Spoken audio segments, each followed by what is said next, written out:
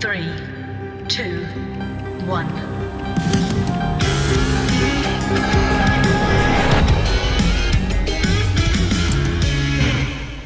Three men are traveling on a ship when they're suddenly accosted by the devil. And the devil proposes that if each man drops something into the sea and he cannot find it, then he will be that man's slave. But if the devil does find it, however, then he will eat that man up. So their first man reacts very quickly and immediately slips off the Rolex watch he has on and drops it in the ocean, confident of his choice. But poof, he disappears, eaten by Satan.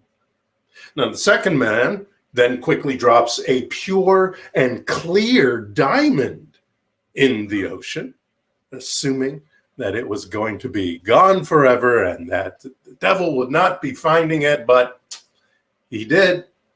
And poof, he's gone, eaten up by that evil horned essence. Third man, not one to react quickly, thinks a moment, contemplating the situation, his life. And then he fills a bottle with water and he calmly pours it into the sea.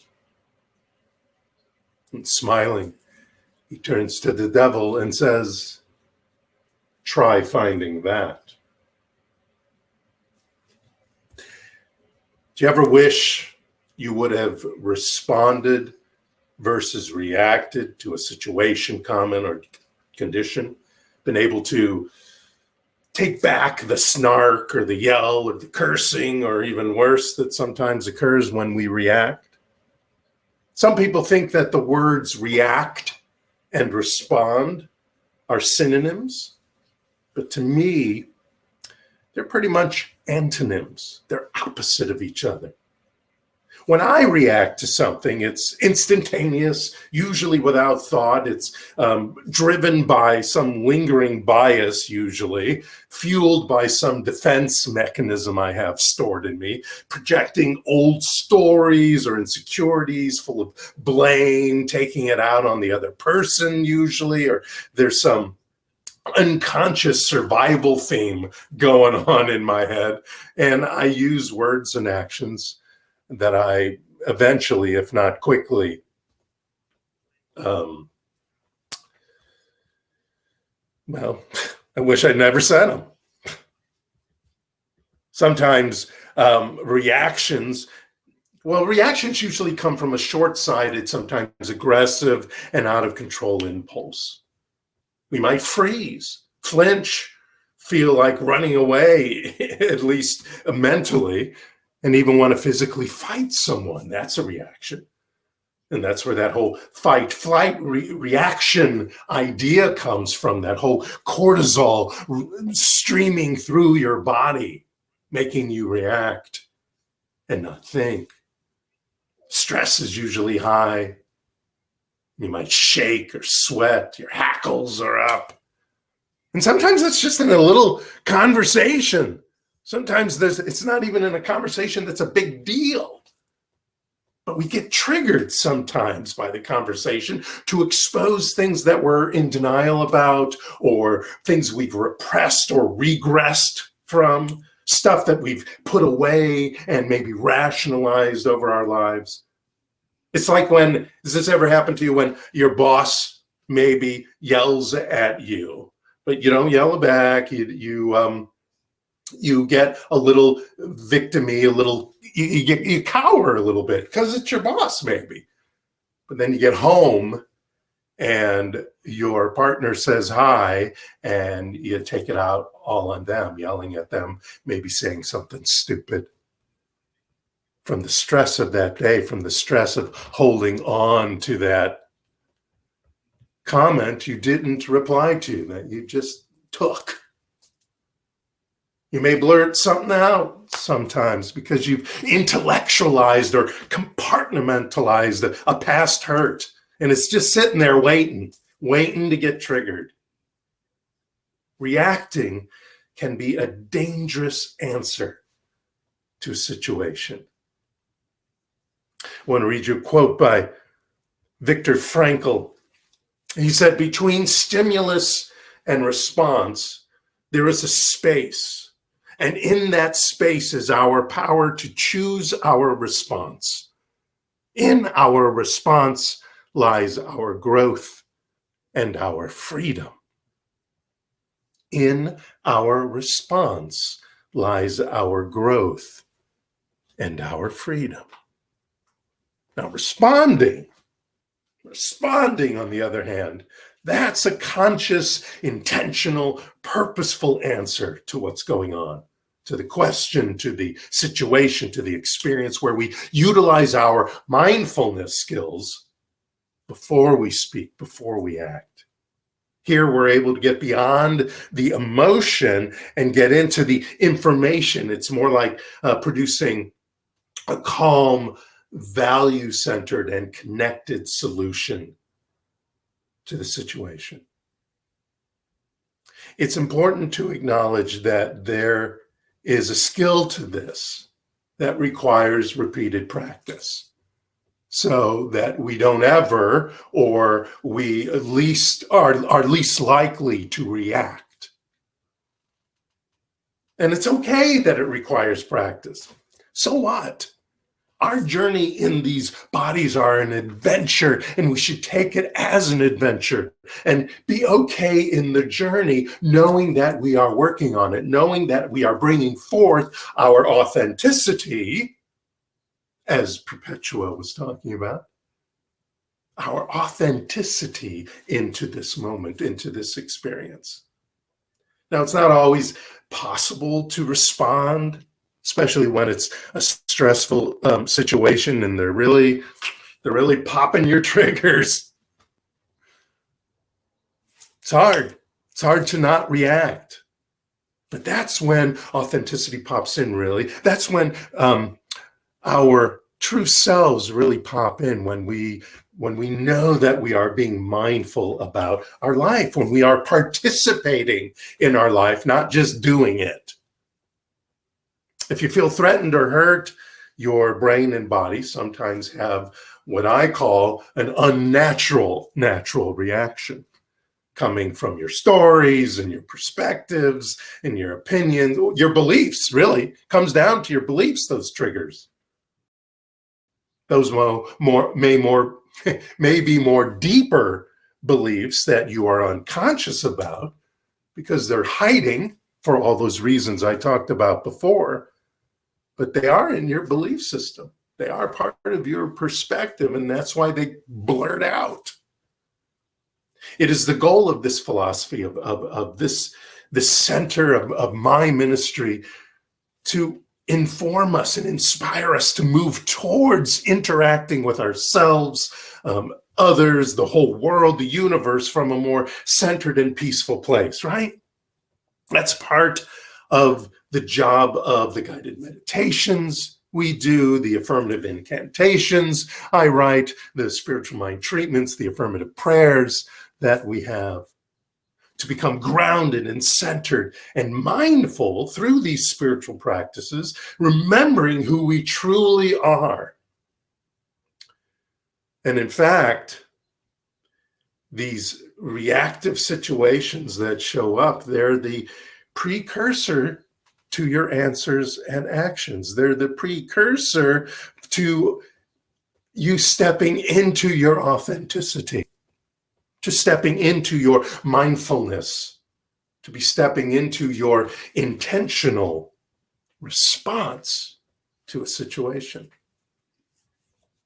Now, before I give you some tools, I want to say that we can use our reactions to observe what the heck has been in our way from manifesting what we want or how we want it, moving forward in different parts of our lives, getting healthy, anything that's showing up in our lives, a partner showing up, any of those things. When we observe our reactions, we can see why those manifestations, whatever they are being filtered by that belief that you didn't even maybe consciously know was there. They're an insight, these reactions, to the junk ideas and the old stories and the perspectives that are in our way. So here's our tool. I have a little mnemonic for it. It's called PLACE. P-L-A-C-E, place. Pause, label, ask, choose, express. Place. Number one, pause. You know the the Mad TV sketch with Bob Newhart as the psychiatrist who uses his fancy education to tell his patient after she, reveals her story, et cetera, and she's very upset. She goes into a vent and a rant, and he just says, "Stop it." Now, it's funny. It's very funny in the sketch, especially because it's Bob Newhart and the Bob Newhart show where he played a psychiatrist. But it's so simple. And it's such a seemingly reactive answer to her situation. And yet at the end, it's not a bad response, that reactive answer. Now, of course, the proper course as a professional therapist or psychiatrist or counselor would really be to take her through the stories, asking questions, having her come up with the realizations and answers to these questions herself or himself, because we always have the answers. The answers are always there. And to reveal themselves through a spiritual inspiration, of course, but also because so many times we're just hiding the answers. We're afraid of the answers. We're embarrassed by the answers. But in that case, the Bob Newhart character probably needed to remember to pause at that moment and to notice how he's being triggered. Maybe he needed a little vacation or something. The moment you notice you are triggered, it is time to take a moment to pause and breathe. The moment you feel triggered and notice your energy changing, take a breath. Take a pause. It's okay to go, hold on just a second. I'm feeling triggered a little bit here. I don't know why, but give me a second because I want to respond to you. Pause. Number two, label, label your emotion. So name it. What are you feeling? What are you feeling? Think about it. What am I feeling right now? Is it anger, frustration, sadness, grief? Identifying how we feel helps us process our emotions. It's our emotions, not our feelings, our emotions that are getting in the way. These old stories are getting in the way. Name it. Name that story. Oh, this is why I'm getting triggered. Which leads me directly to number 3A. Ask yourself why. You've paused. You've labeled. Now ask yourself why. Why was I triggered? What was it that triggered me? What did they say? What word was it? What facial expression was it that triggered me? This can bring awareness to, or an awakening, you might say, to what's under the surface for you. It might not be what the person said that upset you, but that it was some sort of reminder, thus the trigger of a different memory that sparks an emotion in you. I get them. I've had to apologize many times. Turn around and go, sorry, I was triggered. My stuff, not yours. Perhaps it was just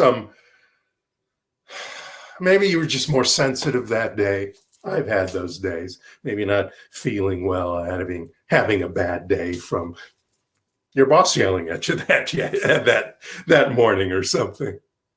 There are reasons that these reactions pop up, but when you identify them and when you ask yourself what they are, your authentic self comes through. So how can What is the best way you can best communicate that will serve the best for all involved in this moment? That's a question you can ask yourself.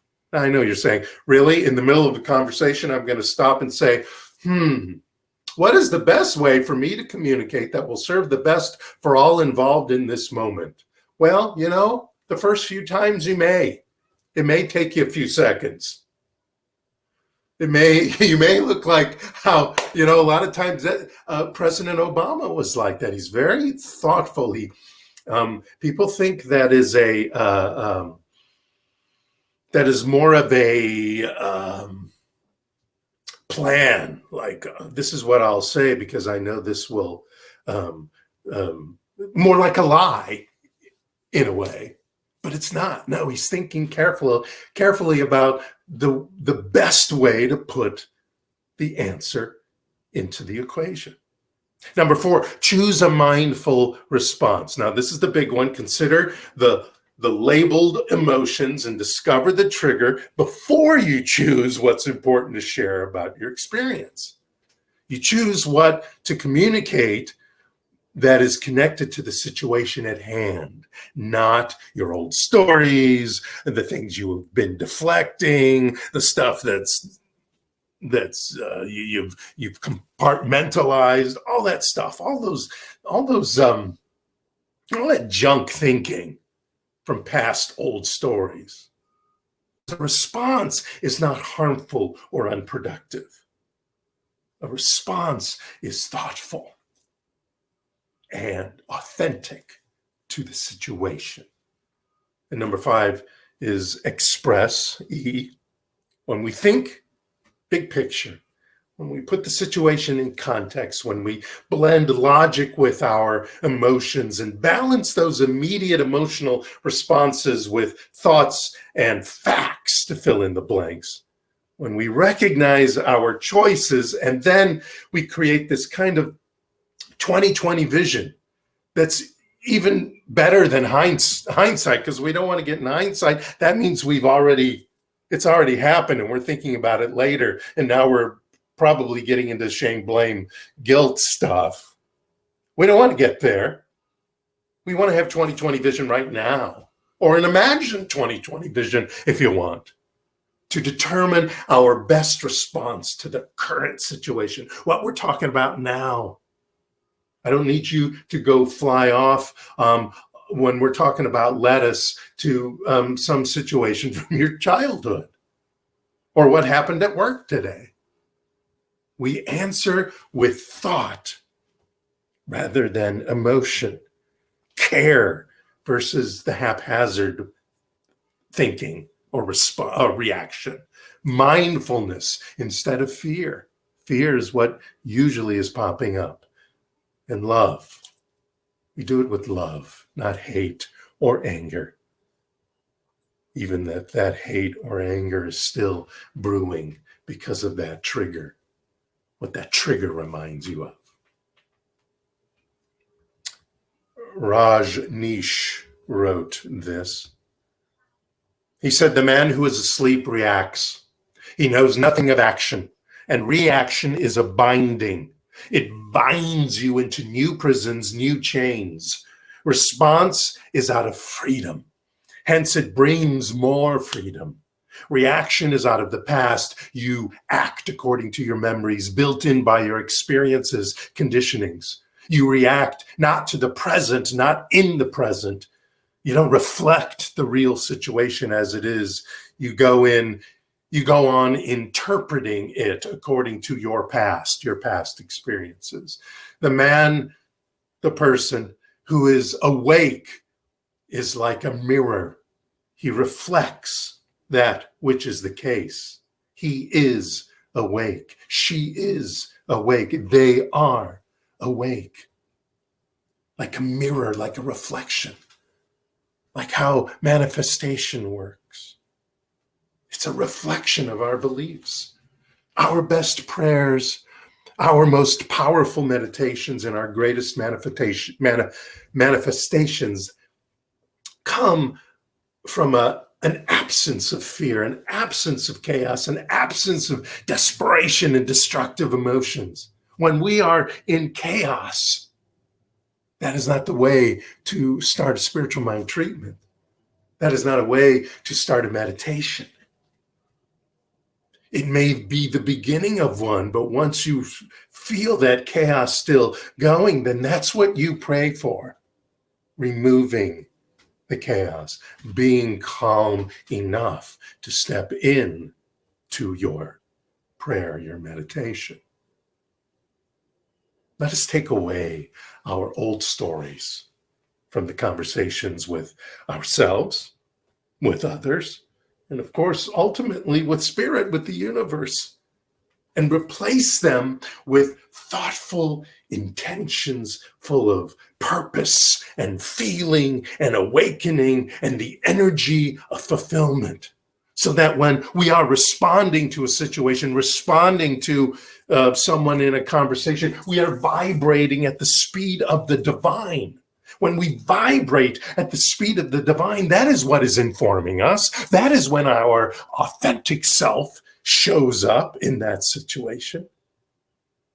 We want to move the energy of our conversations with our love of life and the light of the divine that is within each and every one of us.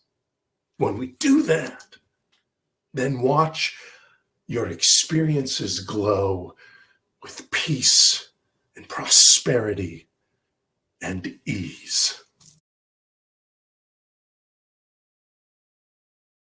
Thank you so much. Namaste.